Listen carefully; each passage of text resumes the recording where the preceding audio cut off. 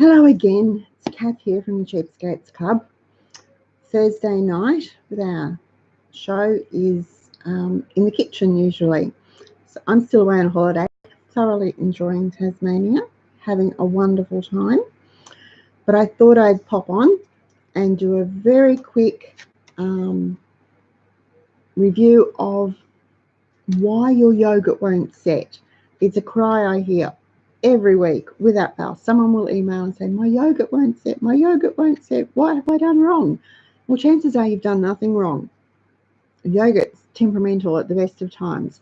But when you're making yogurt from scratch, like our moo yogurt recipe on the website, there's a few things you can do to guarantee that it will set, that it will be thick, it will be creamy, it will be delicious. It will be tart if you like it that little bit tartar than normal, and it's a really simple thing to do.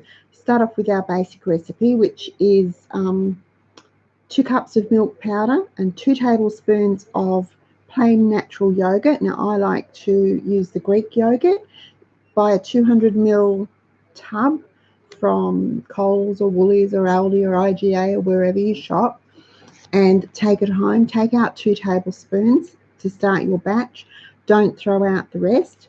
Put it into ice cube trays and freeze it, because you can then use that as starter for your next batch of yogurt. Now, a few things that you need to know with making yogurt.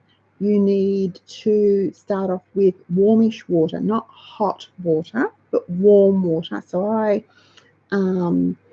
usually half fill my container with water just off the boil and top it up with cold water. That seems to be the best temperature I can find to get the milk powder and the starter yogurt to dissolve properly and combine really well. Put them into your container, shake it like crazy. Now I know some people like to use a stick blender to do this process, and that's fine. If you've got one, go for it. Otherwise, give your arms a workout. Get the container and shake, shake, shake, shake, shake. And I usually shake it for a good 2 minutes, just to make sure that all the milk powder is thoroughly dissolved in that water, and then put it into your thermos. This time of year, you shouldn't need to top the thermos up, but in winter, particularly here in the southern states, when it gets quite cold, I will often top the thermos up about halfway through the setting process, just to make sure that the yogurt stays warm enough to curdle. In summer, you don't really need to do that, but always do fill your thermos with water just off the boil, not hot tap water, boiling water, and pop your container in, put the lid on and let it sit. Now you need to let it sit for a good 12 hours. So it has time to thicken up and become that rich, creamy yogurt that you dream of making. If you can safely leave it up to 24 hours, but the longer you leave it, the tartar, the more sour it will become. So if you like a really sour plain yogurt, leave it for 15 to 18, 24 hours. It's fine before you put it in the fridge. If you like it slightly sweeter, the 12 hours should be plenty of time to have it set nicely, and then you pop it in the fridge. Once you've taken it out of the thermos and popped it into the fridge, it will stop. It won't set anymore. That will stop that process. It'll cool down and you'll be able to use it. If your yogurt doesn't set, there could be a few reasons why. You didn't use full cream milk powder. I'm sorry if you're watching Fat Meal Diet or whatever. If you want to make really nice, rich, thick, creamy yogurt at home, you have to use full cream milk powder. Commercial yogurts have thickeners in them. That's why the low-fat versions can be thick and rich and creamy, because they have thickeners added to it. We don't do that with homemade moo yogurt. We just use the milk powder, the starter, and water. We don't add anything else to it. The other reason could be that you didn't leave it long enough. So at least 12 hours, check it. You can lift the lid off, pop the container. If it's not thick, by all means, top the thermos up with more boiling water and put your yogurt container back into it and leave it for another few hours. As I said, you can safely leave it for up to 24 before you need to put it in the fridge.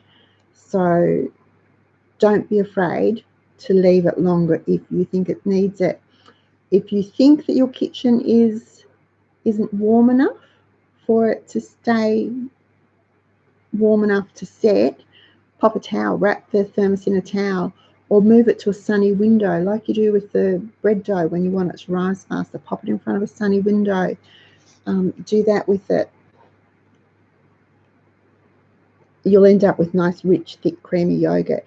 Now, someone did ask last week too about sweeteners in the yogurt. I don't add sweeteners to my yogurt. I like it plain the way it is.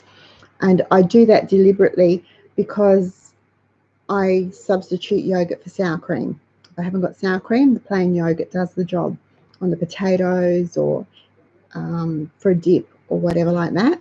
The plain yogurt will be just as good as the sour cream. So I don't add anything to it. You can add honey or sugar, but do it after the yogurt has set so that you've got a better chance of having a successful finish if you don't mess with the recipe, pretty much. If you do go, excuse me, I've got the hiccups. If you do go ahead and use low-fat milk powder, it won't be thick.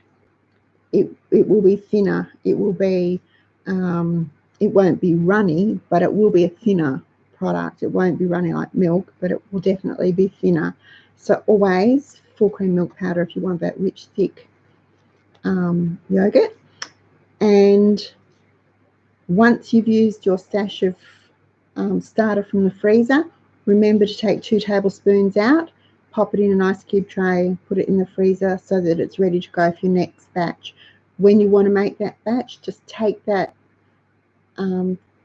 yogurt cubes out, pop them in your container and let them thaw before you add the water and the milk powder, and give it a really good shake. And that's pretty much all it is. It's not difficult to make yogurt. It's not difficult to make good yogurt at home. It might be a bit of trial and error for the first couple of goes till you figure out how long you need to leave it in the thermos in your kitchen to get it to be the way you want it to be. But honestly, it's pretty simple. Now, I've left the notes down below. There's a link down below to the blog post about why my yogurt won't set.